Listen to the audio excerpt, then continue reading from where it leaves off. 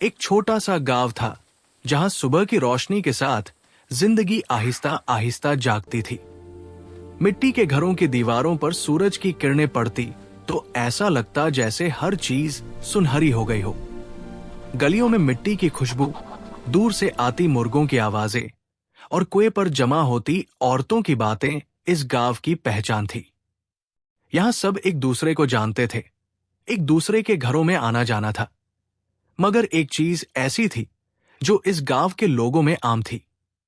वो इंसान की कद्र उसके दिल से नहीं बल्कि उसके चेहरे से करते थे। इसी गांव में एक सादा सा घर था जिसके सामने एक छोटा सा सहन था। सहन में एक पुराना दरख्त खड़ा था जिसके नीचे अक्सर बच्चे खेलते थे। इसी घर में दो बहनें रहती थी, बड़ी बहन सना और छोटी बहन आसिया। दोनों एक ही मां की गोद में पली बढ़ी थी, मगर शुरू से ही उनके साथ होने वाला सुलूक एक जैसा नहीं था। जब सना पैदा हुई तो घर में खुशी की लहर दौड़ गई। दादी ने खुशी से मीठा बांटा, रिश्तेदारों को बुलाया गया और हर कोई इस नन्ही बच्ची को देखने आया। उसका चेहरा वाकई बहुत खूबसूरत था। रंग बिल्कुल गोरा, आंखें बड़ी और चमकदार। औरतें उसे देखकर कहती, माशाअल्लाह, ये तो चांद जैसी है, अल्लाह नजर बद से बचाए। सना की पैदाइश के साथ ही जैसे उसके लिए एक खास मकाम तय हो गया था। चंद साल बाद जब आसिया पैदा हुई तो घर में खुशी तो हुई, मगर वो जो पहली बार वाली खुशी थी वो नजर नहीं आई। आसिया का रंग सांवला था, चेहरा सादा था और वो बहुत खामोश तबीयत की बच्ची थी। जब रिश्तेदार उसे देखने आए तो किसी ने बुरा नहीं कहा, मगर वो तारीफ भी न कर सके जो सना के लिए की जाती थी। बस इतना कहा गया, हाँ ठीक है, अल्लाह सलामत रखे। यही जुमला बार बार दोहराया गया और यही जुमला आहिस्ता आहिस्ता आसिया की पहचान बन गया। बचपन में जब दोनों बहनें थोड़ी बड़ी हुई तो फर्क वाजे होने लगा। गांव के बच्चे जब खेलने के लिए जमा होते तो सना को हमेशा अपने साथ शामिल करते। वो उसके साथ खेलते, हंसते और उसे खेल का हिस्सा बनाते।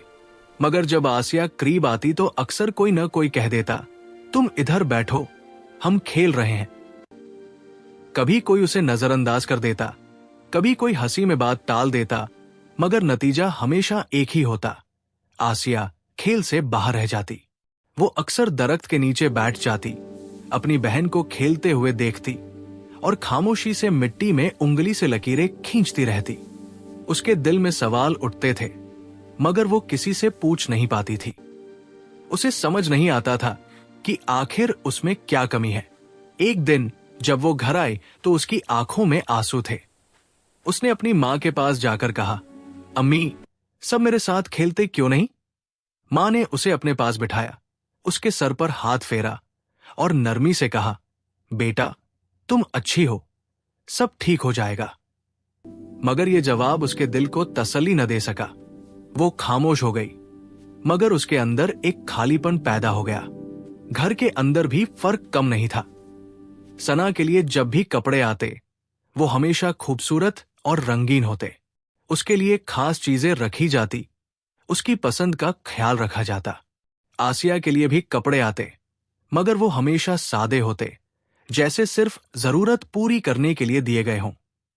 मां दोनों से मोहब्बत करती थी, मगर समाज की सोच ने इस मोहब्बत को भी कहीं न कहीं मुतासिर किया था। सना जैसे जैसे बड़ी हो रही थी, उसे अपनी खूबसूरती का एहसास होने लगा था। वो आईने के सामने खड़ी होकर खुद को देखती, अपने बाल संवारती और मुस्कुराती। गांव की औरतों की तारीफें उसके कानों में गूंजती रहती और आहिस्ता आहिस्ता उसके अंदर एक फख्र पैदा होने लगा। दूसरी तरफ आसिया थी, जो आईने के सामने कम ही खड़ी होती थी। जब भी खड़ी होती तो ज्यादा देर तक खुद को देख न पाती। वो अपनी नजरें झुका लेती, जैसे उसे खुद से ही शर्म आती हो। एक दिन उसने आईने में खुद को देखते हुए आहिस्ता से कहा, मैं वाकई इतनी बुरी हूं? उसके इस सवाल का जवाब कोई नहीं था। एक दिन गांव में एक छोटी सी तकरीब थी। सब लोग तैयार होकर आए थे, बच्चे नए कपड़े पहने हुए थे और औरतें खुशी खुशी बातें कर रही थी। सना ने भी बहुत खूबसूरत कपड़े पहने, उसके बाल संवरे हुए थे और वो सबकी तवज्जो का मरकज बनी हुई थी। लोग उसके पास आते, उसकी तारीफ करते और उसे दुआएं देते। साना बेटा, अल्लाह तुम्हें हमेशा खुश रखे। माशाल्लाह, कितनी प्यारी और हसीन लग रही हो। आसिया भी वहां गई, सादे कपड़ों में, खामोशी से। वो एक तरफ खड़ी हो गई। कुछ लड़कियों ने उसे देखा और आपस में हंसने लगी। एक ने आहिस्ता से कहा, ये क्यों आई है यहाँ? शायद देखने आई है कि खूबसूरत लोग कैसे होते हैं। ये जुमले सुनकर आसिया का दिल जैसे टूट गया। वो फौरन वहां से हट गई और आहिस्ता आहिस्ता घर वापस आ गई। उस रात वो देर तक जागती रही। उसकी आंखों से आंसू बहते रहे। उसने आसमान की तरफ देखकर कहा, या अल्लाह, मैं ऐसी क्यों हूँ? उसके दिल में दर्द था, मगर उसके पास कोई ऐसा नहीं था जो इस दर्द को समझ सके। दिन गुजरते गए और ये फर्क बढ़ता गया। सना की तारीफें बढ़ती गई और आसिया की खामोशी गहरी होती गई। मगर इस खामोशी के अंदर एक नरमी थी, एक सच्चाई थी जो अभी किसी को नजर नहीं आ रही थी। वक्त गुजरता गया और बचपन की वो छोटी छोटी बातें आहिस्ता आहिस्ता एक बड़ी हकीकत में बदलने लगी। अब दोनों बहनें सिर्फ बच्चे नहीं रही थी, बल्कि उनकी उम्र ऐसी हो चुकी थी जहां इंसान अपने बारे में दूसरों की राय को समझने लगता है, महसूस करने लगता है और उसका असर दिल पर गहरा होने लगता है। सना अब पहले से भी ज्यादा खूबसूरत हो चुकी थी। उसके चेहरे पर एक अजीब सी चमक थी, उसकी चाल में एतमाद था और उसके अंदाज में एक फख्र झलकता था। जब वो गांव की गलियों से गुजरती तो लोग रुककर उसे देखते। औरतें एक दूसरे से कहती, देखो, ये वही साना है, कितनी हसीन हो गई है। और लड़कियां उसकी तरह बनने की ख्वाहिश करती थी। ये तारीफें सुन सुनकर सना के दिल में एक गुरूर पैदा हो गया था। अब वो सिर्फ खूबसूरत नहीं थी, बल्कि उसे अपनी खूबसूरती पर फख्र भी था। वो आईने के सामने घंटों खड़ी रहती, अपने बाल संवारती, अपने चेहरे को देखती और खुद से मुस्कुराती। दूसरी तरफ आसिया थी, जो आहिस्ता आहिस्ता और भी खामोश होती जा रही थी। वो अब कम ही बाहर निकलती थी। अगर निकलती भी तो नजरें झुकाकर चलती, जैसे उसे डर हो कि कोई उसे देख न ले। वो घर के कामों में मसरूफ रहती, मां की मदद करती और अपनी दुनिया में खोई रहती।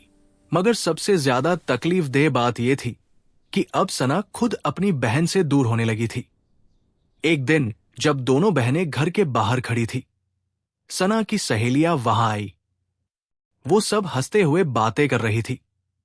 अचानक एक सहेली ने आसिया की तरफ देखा और हंसते हुए कहा, ये तुम्हारी बहन है? सना ने एक लम्हे के लिए आसिया की तरफ देखा, ये फिर तुम्हारी बहन आहिस्ता है? से हंसी हाय, और तो मगर बोली, क्या करें? हाँ है तो, मगर क्या करें। ये क्या करें आसिया के दिल में तीर की तरह लगा। एक और सहेली ने कहा, तुम तो बहुत खूबसूरत होगे, मगर ये। और वो जुमला अधूरा छोड़कर हंसने लगी। सब लड़कियां हंस पड़ी। आसिया वही खड़ी थी, उसके हाथ कांप रहे थे, मगर उसने कुछ नहीं कहा। वो आहिस्ता से वहां से हट गई, जैसे उसकी मौजूदगी ही एक गलती हो। उस दिन के बाद सना का रवैया और भी बदल गया। वो अक्सर आसिया से कहती, तुम मेरे साथ बाहर मत निकला करो, लोग क्या सोचेंगे। और कभी सीधा कह देती, मुझे तुम्हारे साथ शर्म आती है। ये जुमले आसिया के दिल को चीर देते थे, मगर वो हमेशा खामोश रहती थी। गांव के लोग भी उसे नहीं छोड़ते थे। जब भी वो कहीं से गुजरती, कुछ न कुछ सुनने को मिल ही जाता। इसका तो कभी रिश्ता नहीं आएगा, अल्लाह किसी को ऐसा ना बनाए। बेचारी, ये बेचारी का लफ्ज उसे सबसे ज्यादा चुभता था। एक दिन वो कुएं पर पानी भरने गई। वहां कुछ औरतें बैठी बातें कर रही थी। जैसे ही आसिया वहां पहुंची, एक औरत ने दूसरी से कहा, ये वही लड़की है ना जो सना की बहन है? दूसरी ने जवाब दिया, हाँ, मगर दोनों में जमीन आसमान का फर्क है। ये सुनकर आसिया के कदम रुक गए। वो पानी भरे बगैर ही वापस आ गई। उस रात वो बहुत देर तक जागती रही। उसके दिल में दर्द था, सवाल थे और एक अजीब सी खामोशी थी।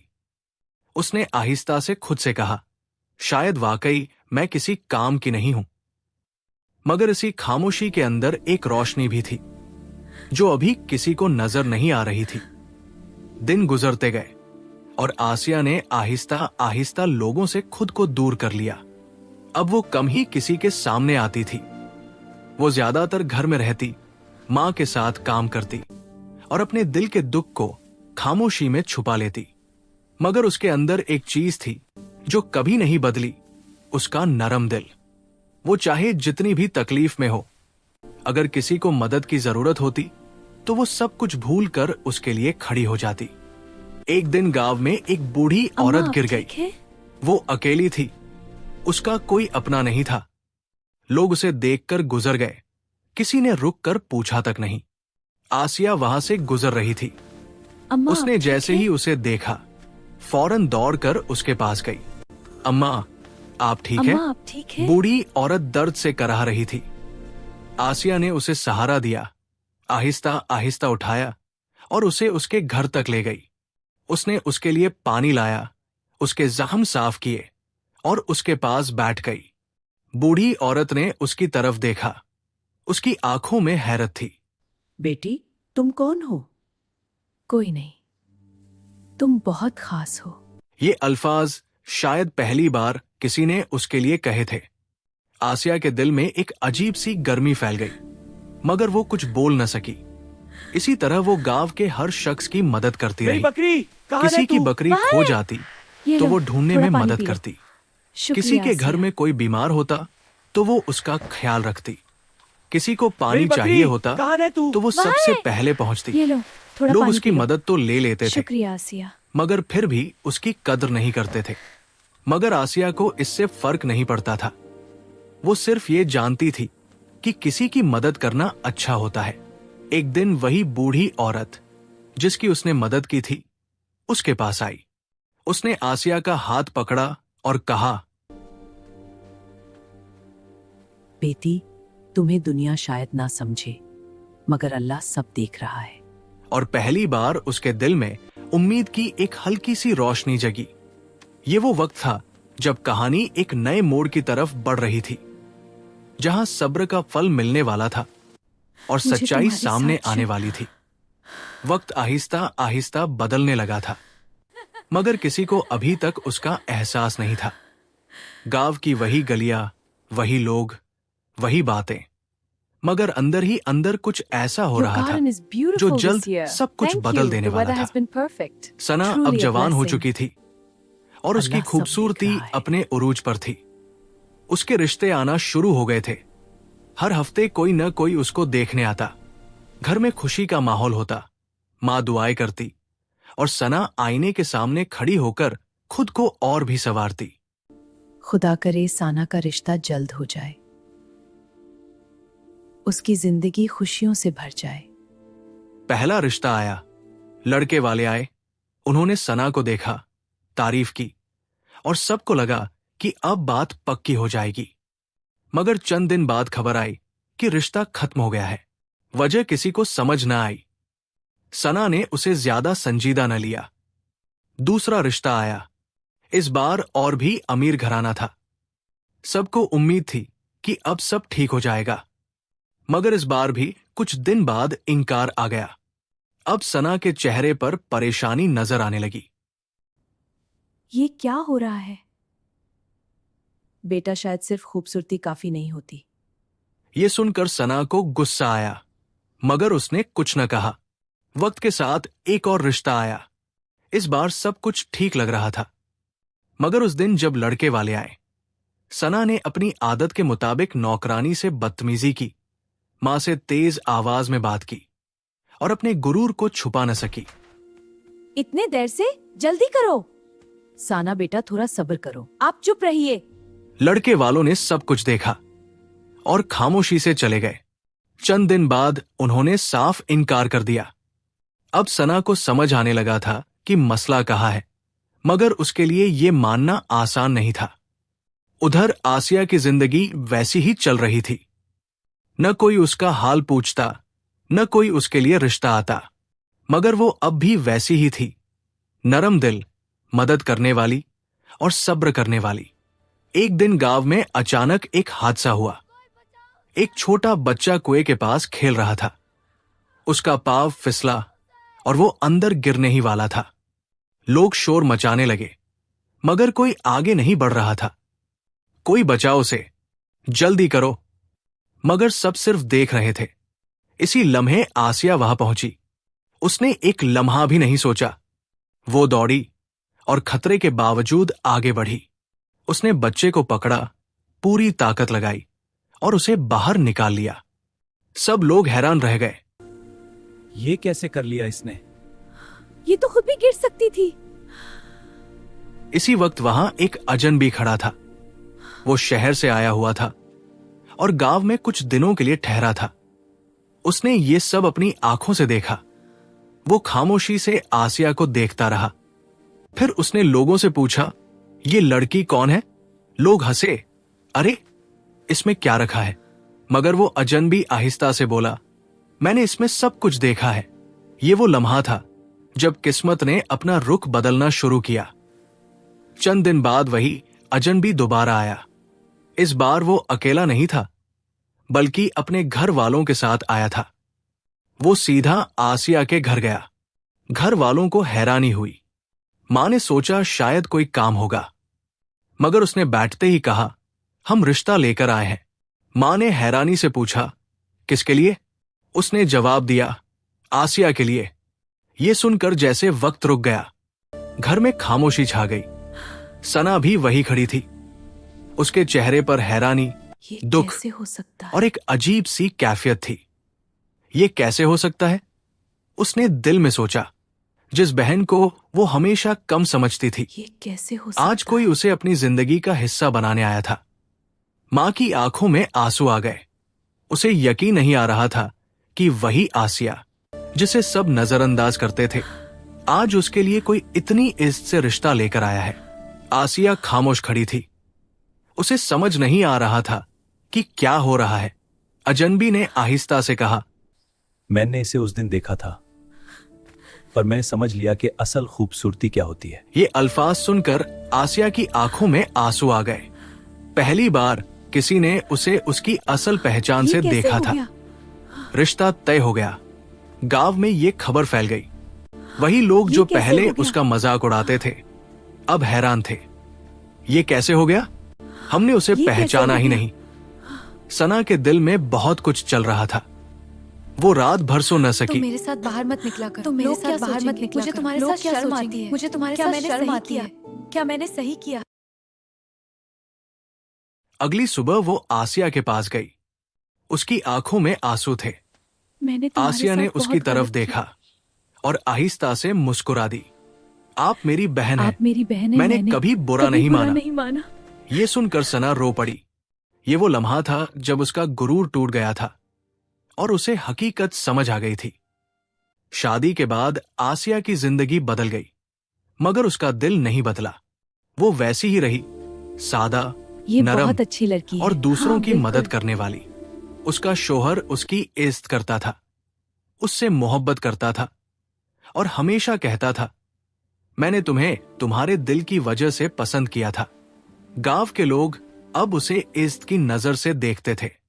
वही औरतें जो पहले कहती थी, अल्लाह किसी को ऐसा न बनाए, अब कहती थी, असल खूबसूरती तो इसी में है। सना भी बदल चुकी थी। उसने आजिज़ी सीख ली थी और अब वो दूसरों की इज्जत करती थी। एक दिन वो आसिया के पास आई, उसका हाथ पकड़ा और कहा, तुमने मुझे सिखाया कि इंसान की असल पहचान क्या होती है। आसिया ने उसे गले लगा लिया और उस दिन गांव के लोगों को एक ऐसी बात समझ आ गई जो वो सालों से नहीं समझ पाए थे। इंसान की खूबसूरती उसके चेहरे में नहीं, उसके दिल में होती है।